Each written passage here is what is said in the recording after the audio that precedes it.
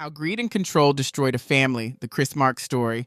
She was a devoted mother, hoping to reconcile with her daughter. But one tragic night, Chris Marks walked into a trap she never saw coming, one set by the very people she trusted most. This is the heartbreaking story of Chris Marks, a story of love, betrayal, and the devastating consequences of greed and control. Stay with us to uncover how it all unfolded. And if this story moves you, please like, subscribe, and share to help us tell more stories that matter. The autumn chill hung heavy in the air on that fateful October evening in 2009. For Chris Marks, a 58-year-old professional woman who had built her life around motherhood and career success, that evening held a glimmer of promise that had been absent for far too long.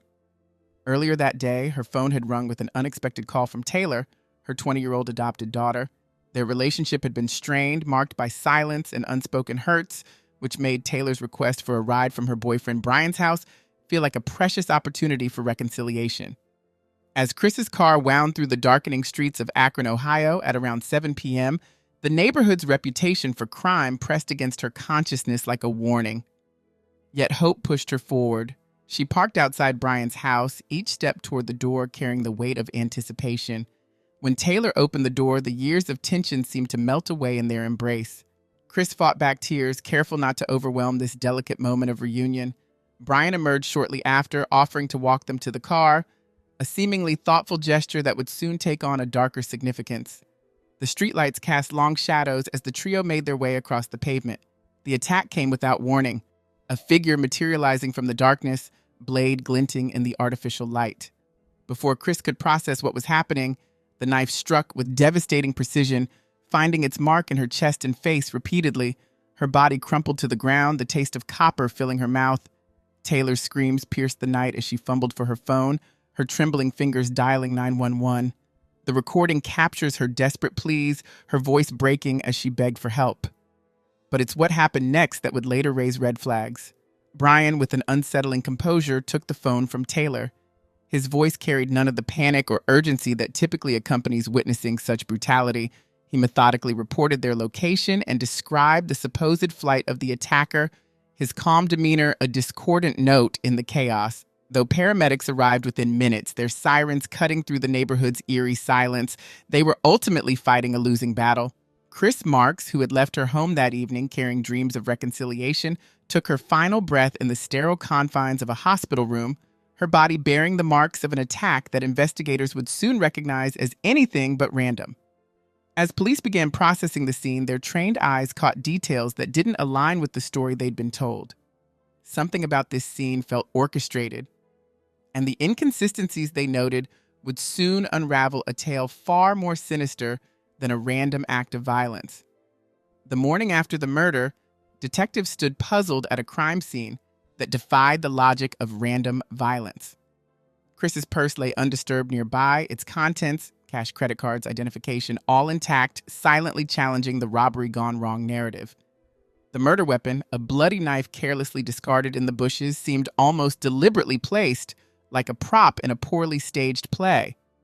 As investigators peeled back the layers of that October night, 3 witnesses emerged: Taylor, Brian, and an unexpected third party, Brian's friend Troy, who had allegedly been inside the house during the attack. Their stories unraveled like loose threads, each pull revealing new inconsistencies. Taylor spoke of a shadowy figure in red sneakers and flannel, a description that seemed oddly specific, yet frustratingly vague. Brian painted himself as a would-be hero, claiming battle wounds from a struggle that left no corresponding evidence. Troy maintained his distance, insisting he never left the house, his story a convenient blank slate in the evening's tragic events. The physical evidence told a different story. Blood patterns spoke of positions and movements that contradicted the witnesses' accounts. The staged quality of the scene grew more apparent with each passing hour, transforming what initially appeared as a random act of violence into something far more calculated and personal. But to understand the full scope of this tragedy, one must journey back to the spring of 1989, when Taylor's story began. On March 29th, a newborn girl entered the world, immediately facing one of life's harshest realities: abandonment. Her biological mother, for reasons lost to time, made the decision to place her in foster care, leaving behind not just a baby, but also at least one older sibling who remained with the family. This peculiar detail, Taylor being the only child surrendered, would later take on new significance. Fate, however, had brighter plans. Within months, Taylor found her way into the hearts and home of Bruce and Chris Marks. For the Marks, who had long struggled with infertility, Taylor wasn't just a child, she was the answer to years of prayers and dreams. Bruce's success in telecommunications had provided them with the means to offer a comfortable life, while Chris devoted herself to creating the perfect home environment. Their extended family embraced Taylor with open arms, weaving her into a tapestry of love and acceptance. The Marks family seemed to embody the American dream: successful, loving, complete. Yet beneath this picture-perfect surface, unseen currents were already forming, currents that would eventually pull their family toward that tragic October night. And in those early years, Taylor's world sparkled with privilege and possibility. The Marks' extended family created a protective cocoon around her: grandparents who spoiled her with weekend visits, aunts and uncles who never missed a birthday, cousins who became built-in best friends. Her parents spared no expense in crafting what they believed would be an idyllic childhood: private school uniforms, ballet slippers that transformed their living room into an impromptu stage, and endless opportunities that set her apart from her peers. But within this carefully constructed paradise, subtle fault lines were forming.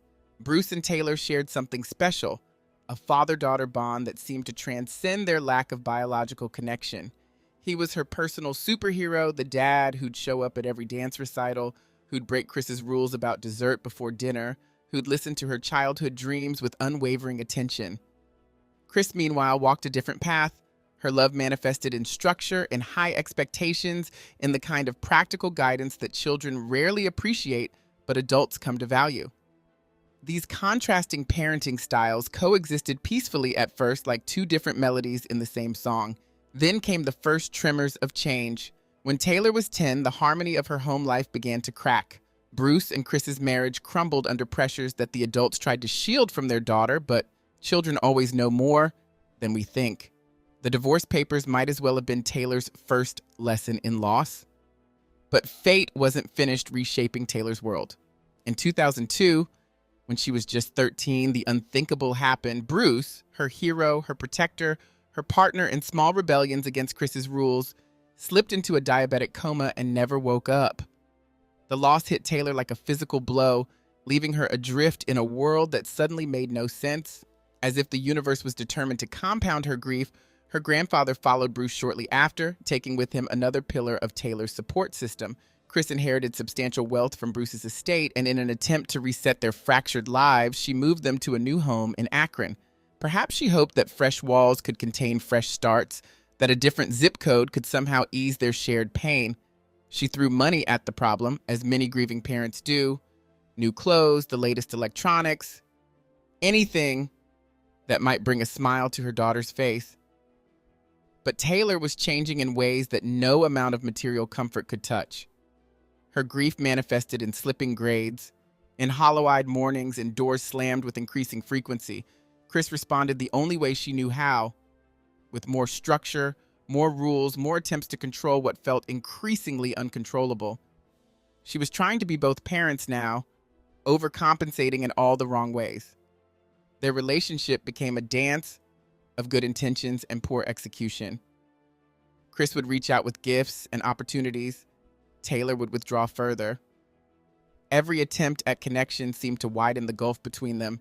Chris's concern came across as criticism, her protection as control, her love as suffocation.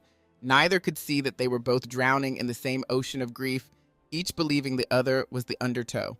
In the wake of Bruce's death, Chris clung to a vision of Taylor's future like a lifeline, one where her daughter would embrace education, responsibility, and the considerable advantages their family's wealth provided. But teenagers rarely follow the scripts their parents write for them, and Taylor was already crafting her own narrative of rebellion and escape. The clash between mother and daughter played out in 1,000 small battles. Chris's attempts at guidance landed like criticism. Her concerns manifested as control. She watched, helpless and increasingly frustrated, as Taylor's grades spiraled downward and her childhood dreams dissolved into apathy. Each parent-teacher conference became another wound, each report card another battleground. "You're throwing away your future," Chris would say, her voice tight with worry disguised as anger. But to Taylor, every conversation felt like an indictment of who she was becoming. Her mother's commentary on everything, from her choice of ripped jeans to her growing collection of questionable friends, only reinforced her desire to break free. The privileges that Chris saw as opportunities, Taylor wielded like weapons of defiance. High school became a 4-year exercise in mutual disappointment. While other parents worried about their children getting into trouble, Chris fought a different battle, trying to prevent Taylor from squandering the advantages that could set her life on a prosperous path. But Taylor had mastered the art of passive resistance, turning her mother's financial support into fuel for her rebellion rather than stepping stones toward success. The breaking point arrived in 2008, gift-wrapped in a high school diploma. Chris, still clinging to hope, offered Taylor the golden ticket, tuition to any college she chose. It was meant to be a fresh start, a chance to reset their deteriorating relationship. Taylor's half-hearted enrollment at a local university in Akron seemed like a small victory until she dropped out barely a month into her first semester. For Chris, this wasn't just an educational failure, it was the death of a dream she'd held since first holding Taylor as a baby. Her response came from a place of desperate love, masked as tough love, get a job or get out. It was the kind of ultimatum countless American parents have delivered to their adult children, a push toward independence wrapped in cultural expectations. But trauma has a way of warping even the most well-intentioned messages. To Taylor, whose childhood losses had left her with deep-seated abandonment issues, her mother's ultimatum felt like just another person preparing to leave her. The words, "get out," echoed with the ghost of every loss she'd ever experienced.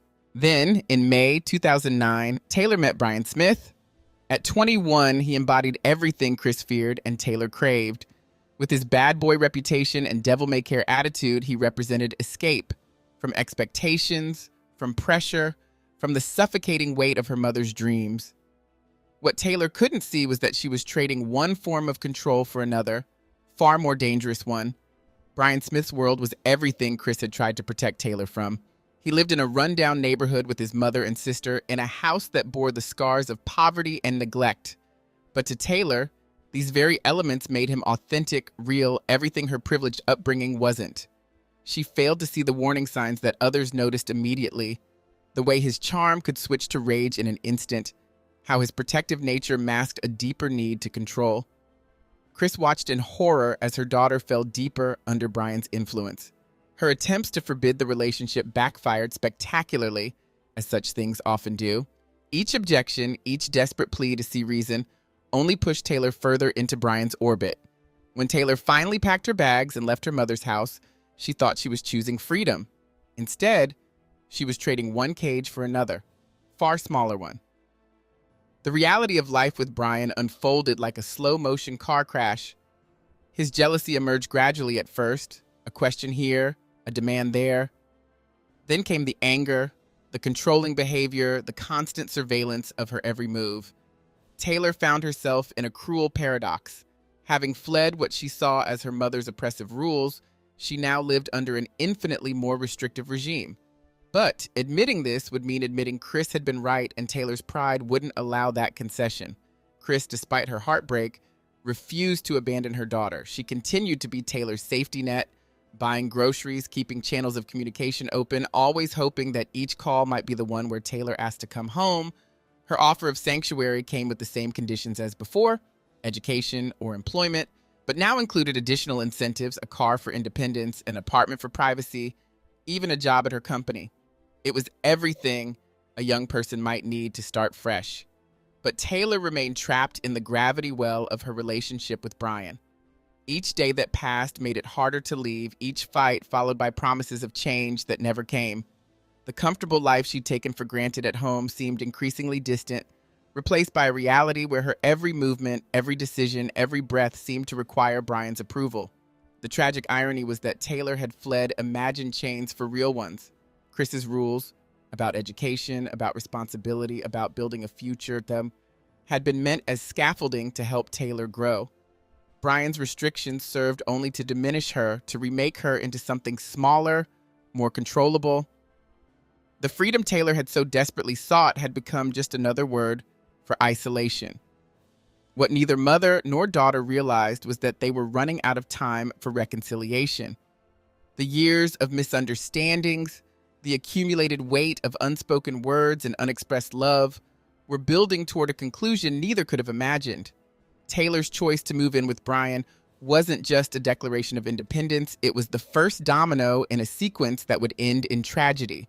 The walls of Brian's control closed around Taylor like a python's grip, slow, inexorable, deadly. Her smartphone, once a lifeline to the outside world, became another tool of his surveillance. Every text, every call, every social media post fell under his scrutiny.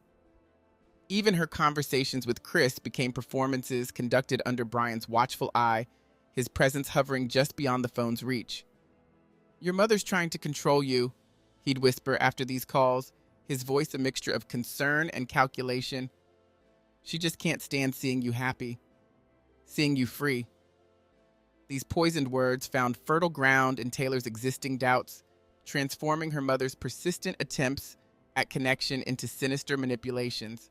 Brian had mastered the art of emotional alchemy, turning a mother's love into something dark and suspect.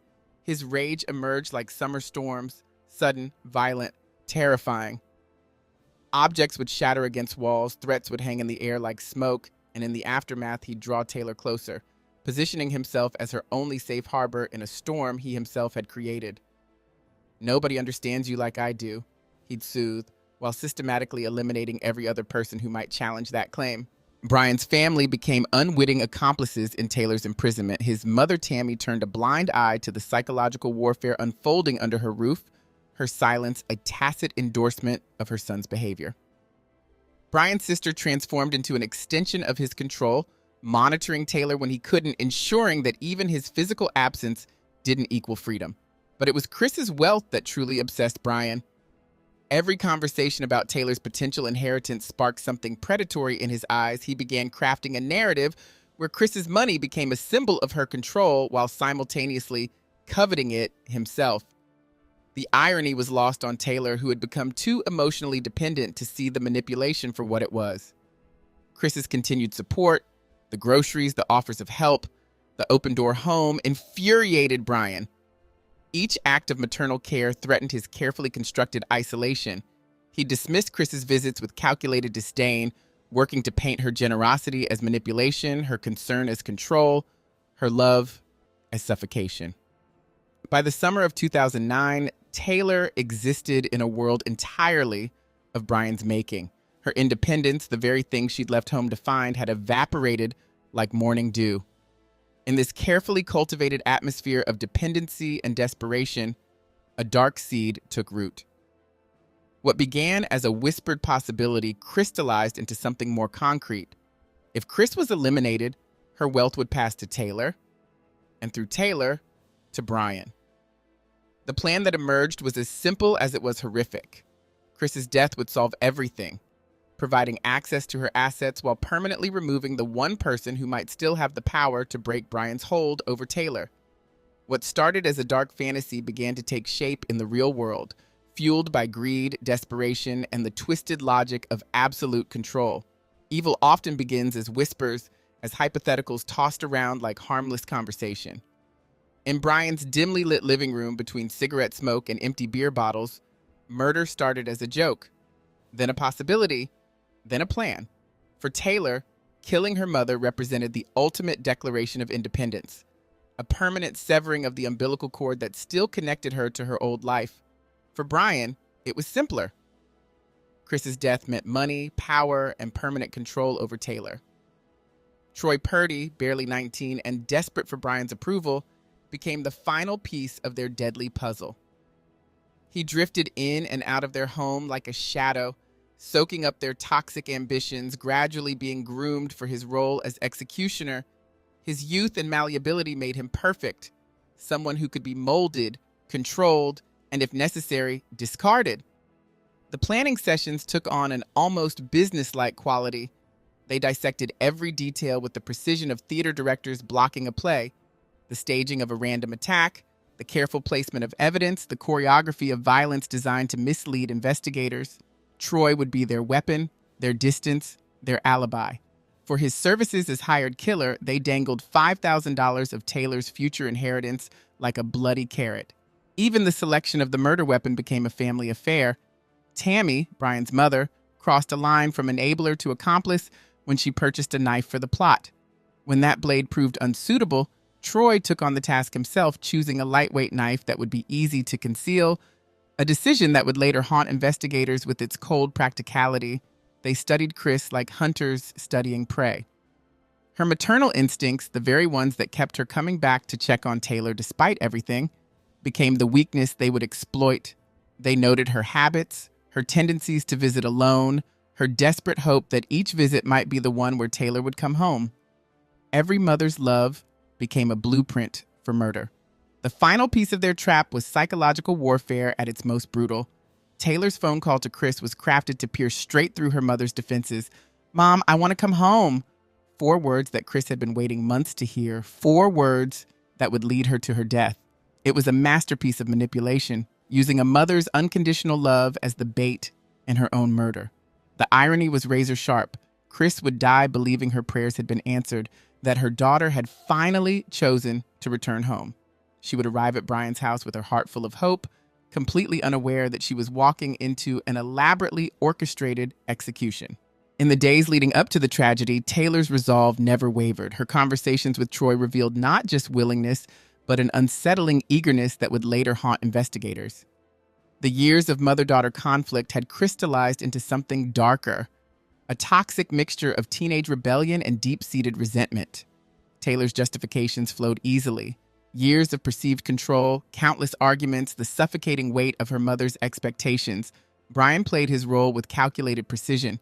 Like a conductor orchestrating a terrible symphony, he reinforced Taylor's grievances, gradually transforming teenage angst into murderous intent. His whispered assurances made the unthinkable seem not just possible, but necessary. "This is your only way out," he would say, words that echoed in Taylor's mind like a mantra. October 24th, 2009, dawned like any other autumn day in their quiet neighborhood. Chris Marks went about her routine, unaware that each ordinary moment, making coffee, checking mail, running errands, would be among her last. For her daughter and Brian, the day carried a different weight. It was their point of no return.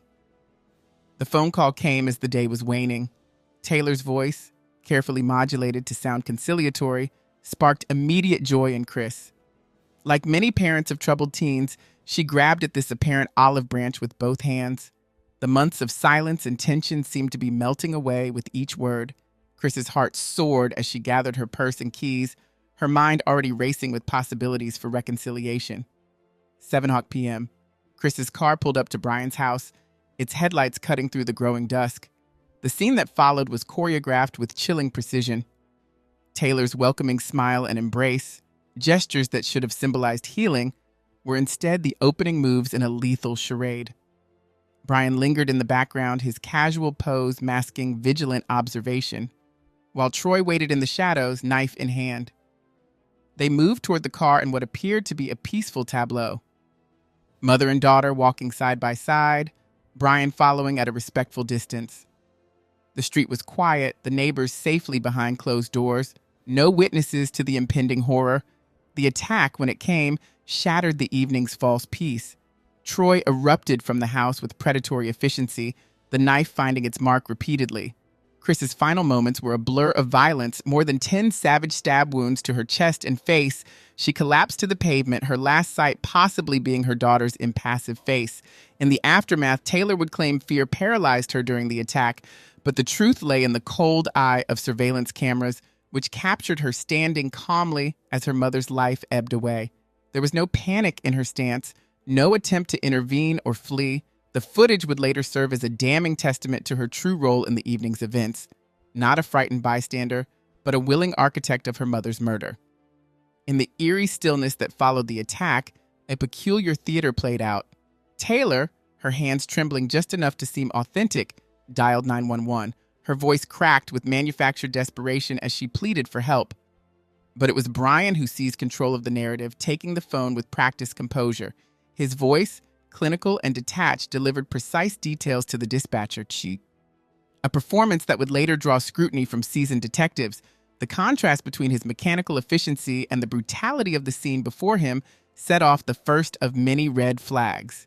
Meanwhile, Troy, his role completed, disposed of the murder weapon with calculated carelessness, tossing it into nearby shrubbery. His later claims of emotional distress would ring hollow against the methodical nature of his actions. The knife's placement, close enough to be found, yet far enough to suggest panic, spoke of premeditation rather than chaos. Emergency responders arrived to find Chris Marks clinging to life, her body bearing the savage testimony of multiple stab wounds. The race to the hospital ended in futility. Despite the medical team's desperate efforts, the violence inflicted had been too precise, too determined. Chris Marks slipped away, leaving behind a web of lies that would soon begin to unravel. The police response was swift and methodical. Within minutes of Chris's departure to the hospital, investigators began piecing together a scene that refused to fit the narrative of random violence. The evidence told a different story: a pristine purse with untouched valuables, a discarded weapon that hadn't traveled far, and most tellingly, the complete absence of signs of struggle or robbery. As the trial unfolded, Taylor's own words became her strongest accusers. The prosecution presented a damning collection of text messages retrieved from her phone, each one a digital breadcrumb leading to premeditation. "I can't take it anymore," one message read. "I need to be free of her."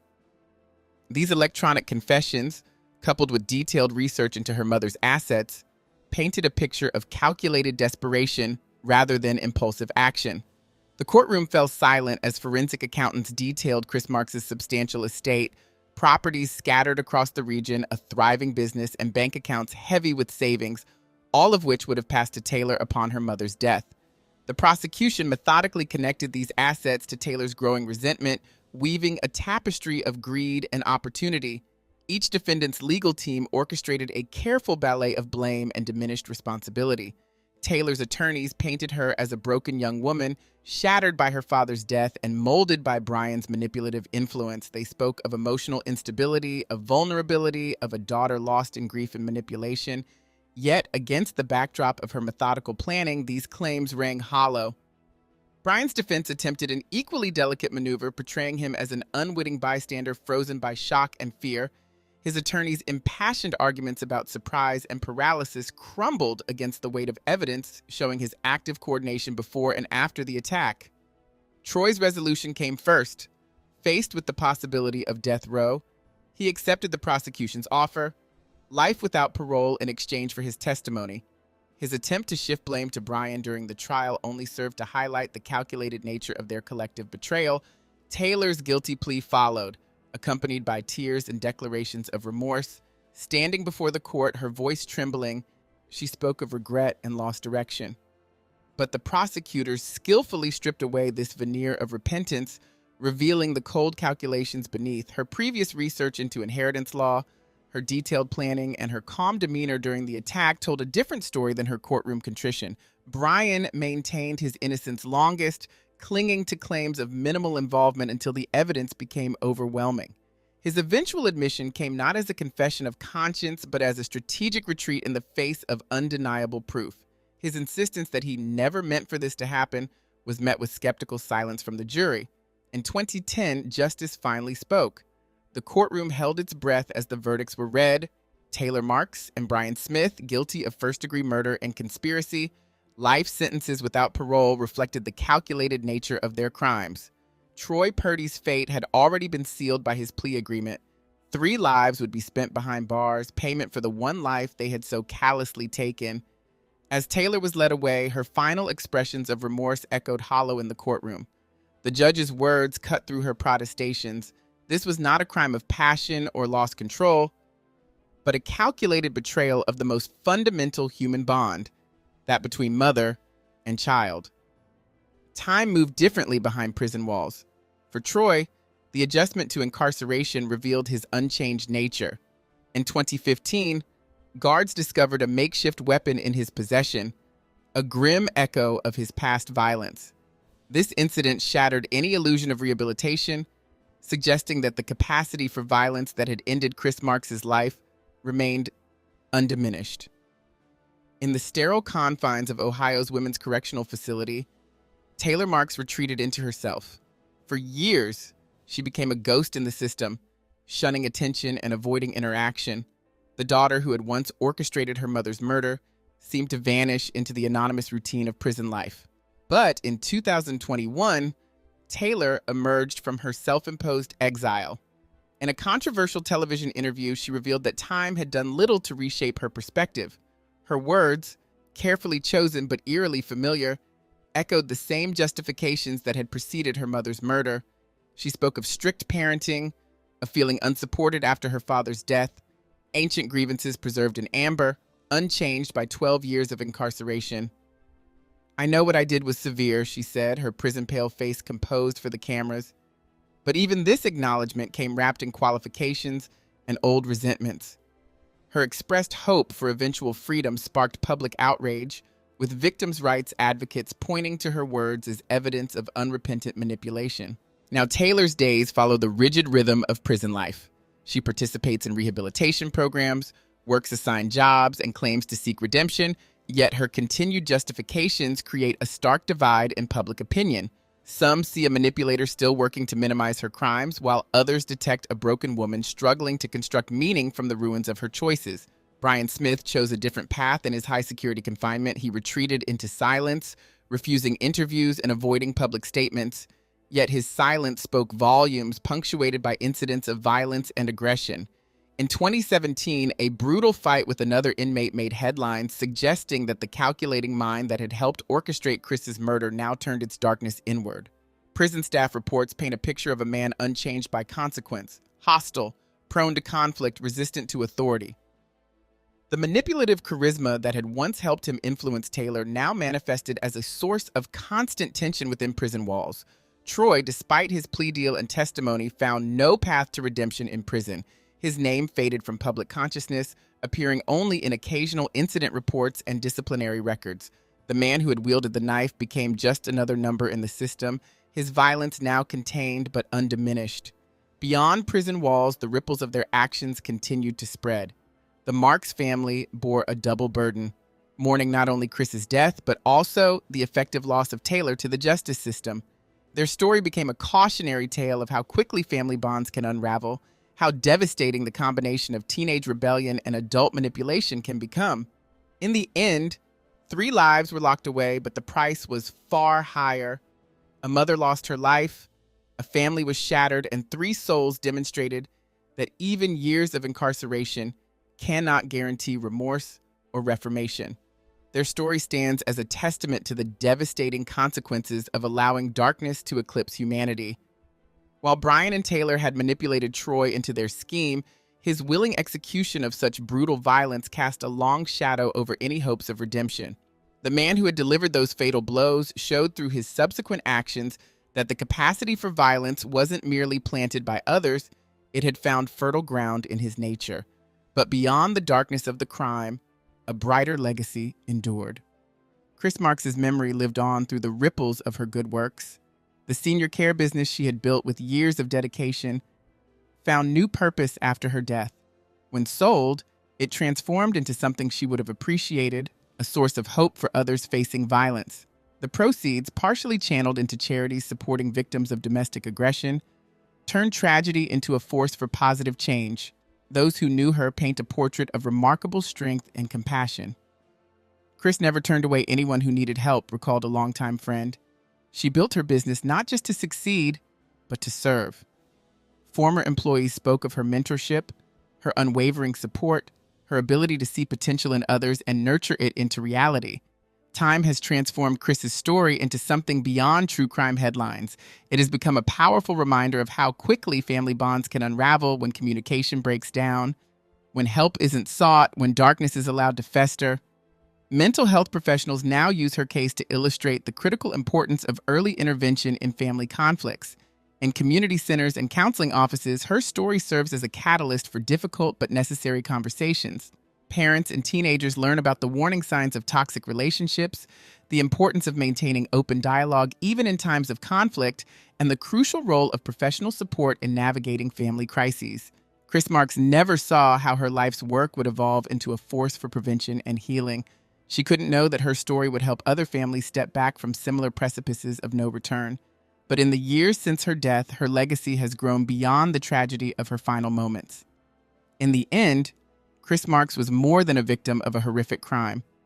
She was a mother who loved deeply, a businesswoman who served her community, and now, through the cruel irony of her death, a permanent reminder that family bonds require constant nurturing, open communication, and sometimes the courage to seek help before it's too late. Her story endures not just as a cautionary tale, but as a call to action, a reminder that in the space between conflict and tragedy, there are always alternatives, always resources, always paths back to understanding. In this way, even in death, Chris Marks continues her life's work, helping others find their way to better outcomes.